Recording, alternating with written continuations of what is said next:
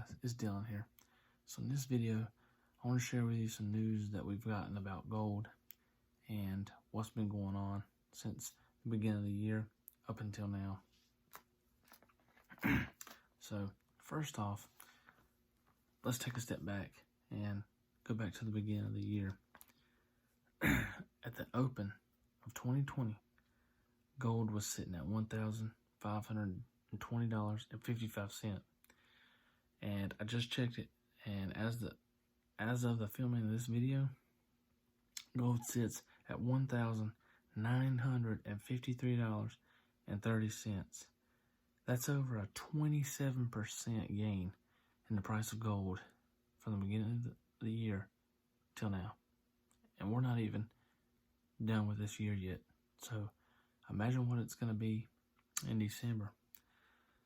And people say, well, what is, why is that significant?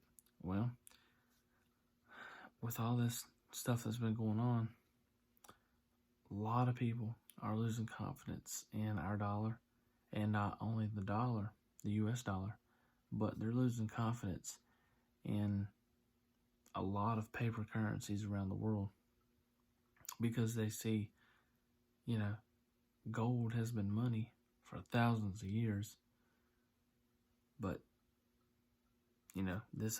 all these other countries, their money is just paper. Just like the US dollar is backed by nothing.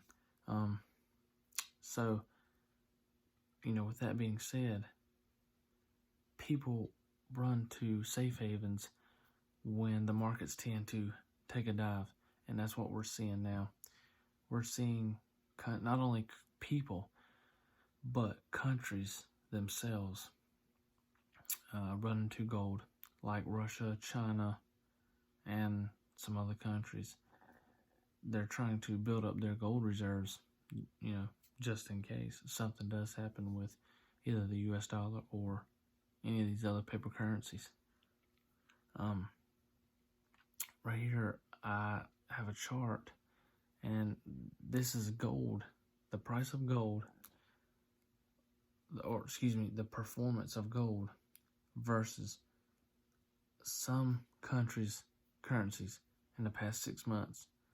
So the price of gold compared to the value of the US dollar was up. Gold was up 24% in the past 6 months compared to the US dollar. Canada, gold was up 25% versus the Canadian dollar. In Europe, it was 16%. Brazil, 51%. China, 25%. Russia, 43%. And Turkey, 44%. And in Mexico, gold outperformed the Mexico dollar by 45%. That's not a good sign. Usually when currencies or markets tend to take a big dive, like I said, these countries run to gold, and that's one reason why we're seeing the spike that we have in gold prices, if you haven't been keeping up with them. So with that being said, I have 2 articles here I'd like to go over with you guys and just, again, share some information about what's going on. So, the first one, the title of the article is Gold Price Marks Highest Settlement and Intraday Price on Record.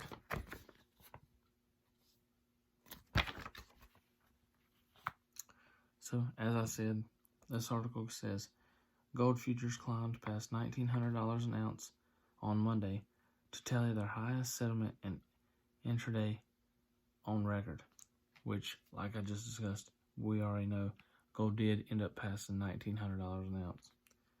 As investors continue to fret over the state of the COVID-19 battered global economy and weakness in the US dollar amid concerns over the sustainability of recent stock gains.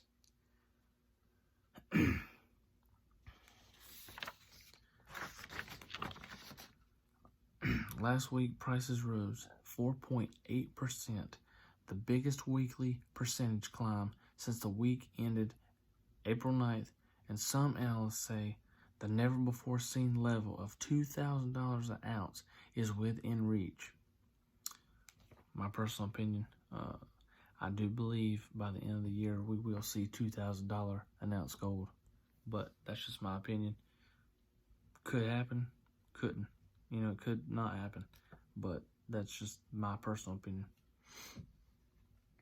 U.S. stocks closed lower on Friday with the heavy NASDAQ composite down 0.43%, marking its first back-to-back decline since mid-May. With concerns about further pandemic-related lockdowns, the U.S. dollar declined, real rates continuing to plummet, and rising U.S.-China tensions.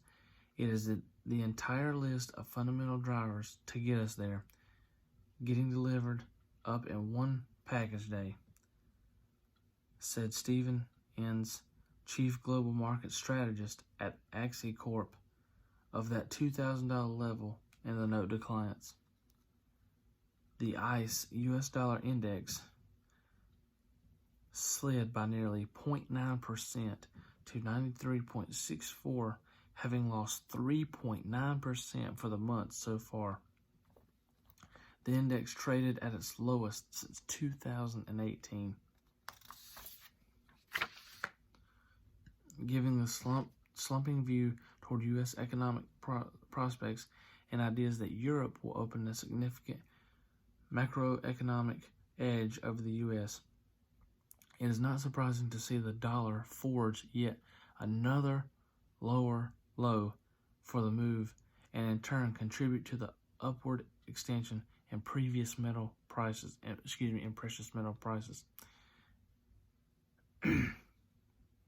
Not surprisingly, investors also added to the bullish environment with the news that Friday saw 1.76 million ounces purchased by gold exchange traded funds, with a more astonishing purchase of 9.1 million ounces of silver by silver ETFs.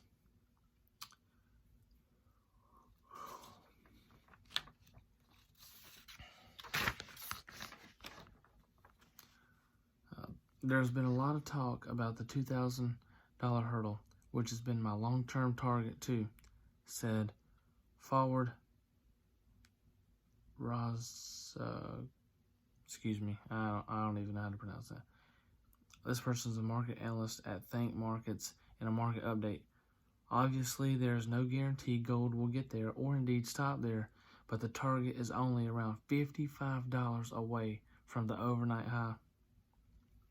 Meanwhile, the September silver contract climbed $1.65 or 7.2% to settle at $24.50 an ounce, scoring the highest, most active contract settlement since August of 2013, according to FactSet data.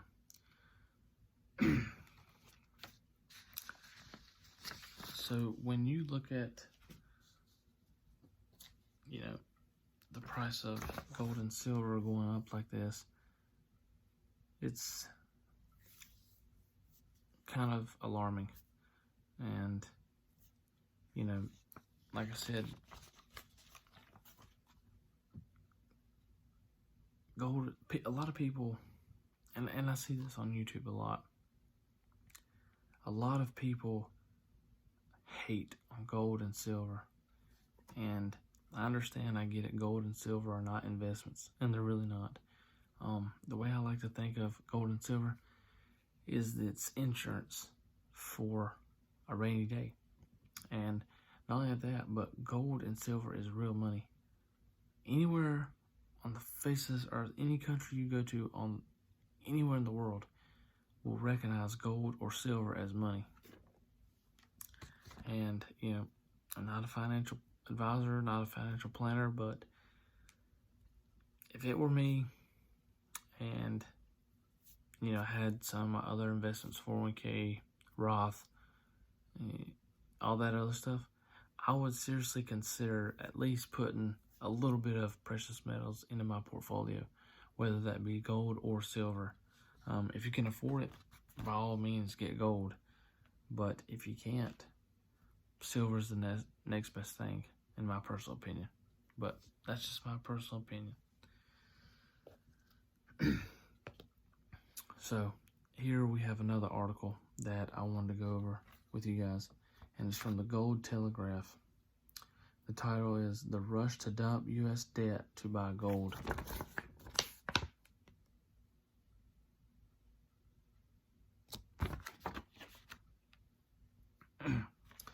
As the world continues down the road of extreme uncertainty, investors and foreign central banks continue to turn the oldest form of money, as a measure of providing some stability: gold.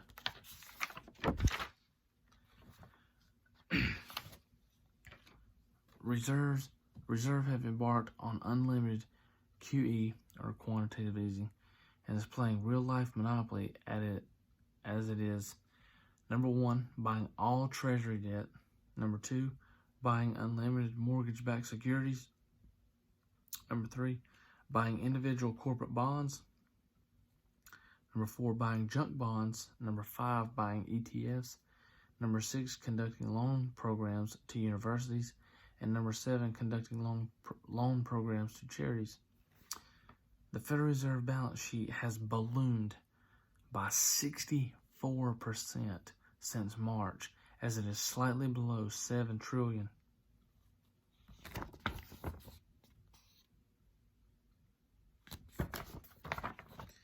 One of the most startling things throughout this process is that as of June, the Federal Reserve had monetized all Treasury insurances in 2020. This showcases that something very significant is taking place right now, which is that the very thing that the U.S. dollar is dependent on is beginning to fall by the wayside, which is, of course, confidence. We all know that, our purchasing power is steadily declining every year. That's why when you go to the grocery store, and then every month or every 3 months, you're like, how, oh my God, this went up $3. That's what's happening to our money. Our money is continually devaluing every year, and we're losing our purchasing power because our money is backed by nothing. It's a fiat currency. It's basically monopoly money.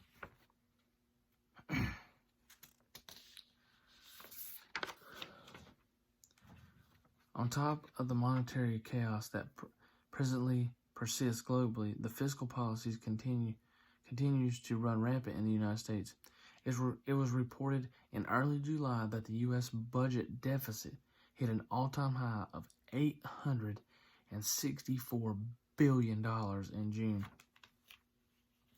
The previous record was in April, which amounted to a $738 billion deficit.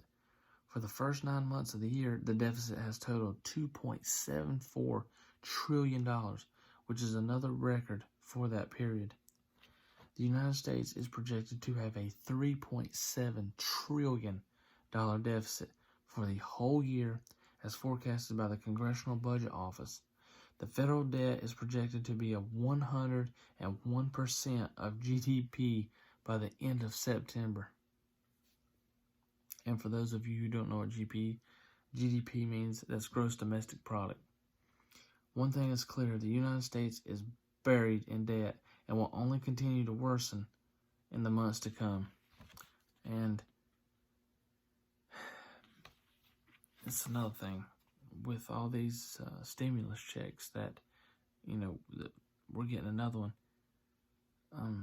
Yes, I understand people need those, but when you just continuously print money, you're devaluing the value of that money every time you print it. So with these $1,200 stimulus checks, you gotta think that's $1,200 for almost, let's say, 200 million people. That's a lot of money to just be printing, day and night.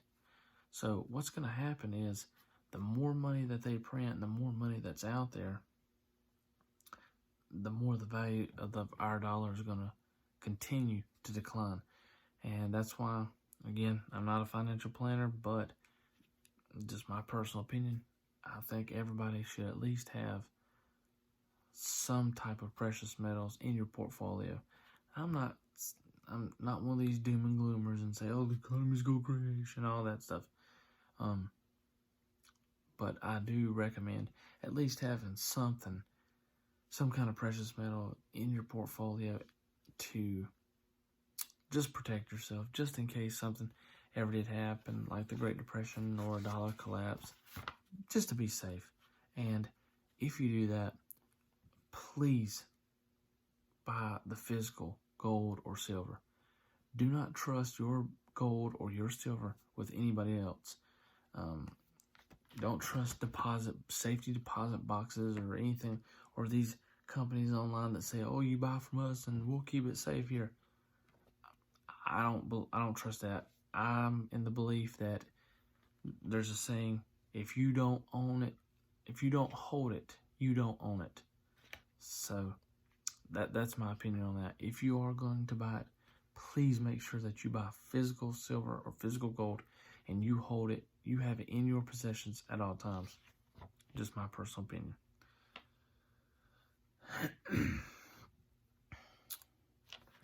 All of this might explain why private foreigners sold treasuries in May, which amounted to $27.7 billion.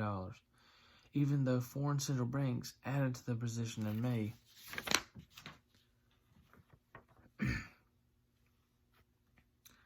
this has set the perfect environment for gold as it drew its second largest inflow on record this week as the US dollar hits its lowest level in nearly 2 years. Due to its stable nature and historic use of being a successful hedge against inflation. I'm going to stop right here. A hedge against inflation. People always say that gold or silver are not investments. That's absolutely true. I believe that. It's not like a stock, buying stocks or having IRAs or 401ks. Gold and silver are and should be looked at as insurance in case something ever happens. And again, as a hedge against inflation. Our dollar now could not buy what it could have bought 20 years ago. But had you bought gold 20 years ago, you more than tripled your money. Had you bought gold in the early 90s, you would have more than tripled your money today in 2020. So it goes on to say here, central banks continue to net buyers of gold even during the economic crisis. Central banks around the world added 39.8 tons of gold in May. So far in 2020, central banks have added a net of 181 tons of gold to their reserves. Gold continues to retain its position of being the most reliable store of value and means of exchange in times of extreme uncertainty. This should explain why several central banks plan on continuing to increase their gold reserves in 2020. According to the 2020 Central Bank Gold Reserves Survey, 20% of central banks intend to increase their gold reserves over the next 12 months, compared to just 8% respondents last year in 2019. So, just in 1 year, it went from 8% to 20% of central banks that want to hold gold. That's a sign. The increase is particularly notable as central banks buying has reached record levels in recent years, adding around 650 tons in 2019 alone. In a time of extreme uncertainty, expect individuals alongside central banks to continue increasing exposure as the environment signals extreme currency debasement in the coming years on a global basis.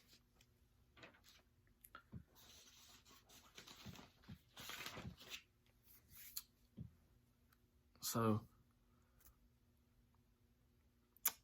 just by reading this information, it's scary.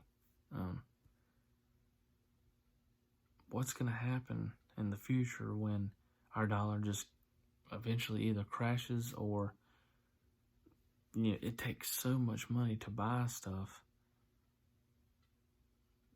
that you can barely afford to eat.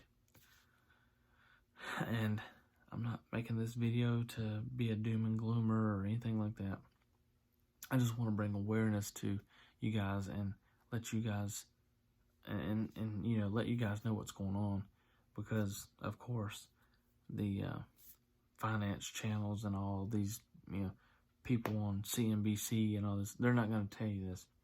They're going to tell you, oh, buy the dip, which, yes, you can buy the dip, but just make sure that you're protecting yourself, guys. I don't want to see anyone, you know, lose everything that they've ever worked hard for and everything that they own, all their stocks, 401ks, IRAs, all that. Just make sure that you put back something, and just think about it. There's tons of places online that you can buy silver and gold. I personally buy from APMEX.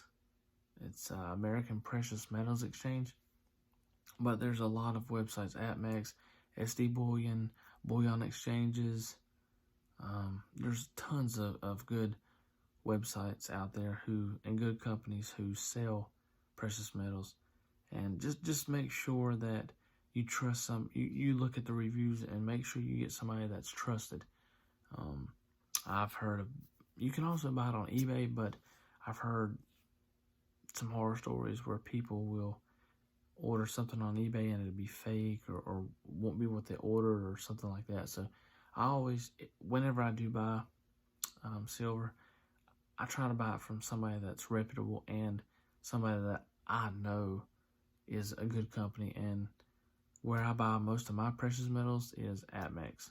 So, you know, just letting you guys know that. Just want to make sure that you guys, like I said, protect yourself if you're going to buy it. So, with that being said, I really appreciate all the subscribers, and I really appreciate you guys sticking with me and still supporting me in this goal that I have to take this YouTube channel. You know, the sky's the limit for me, and I'm not going to put limits on myself. I do have, you know, I want to make small goals that are attainable and then just keep growing from there. So my goal for this year is I want 100 subscribers before the end of the year. So with that being said, thank you guys, and please make sure you like this video. Give this video a thumbs up. It really helps with the YouTube algorithm, and the more likes that this video gets, the more people that this video is exposed to. So thank you guys. We'll see you later.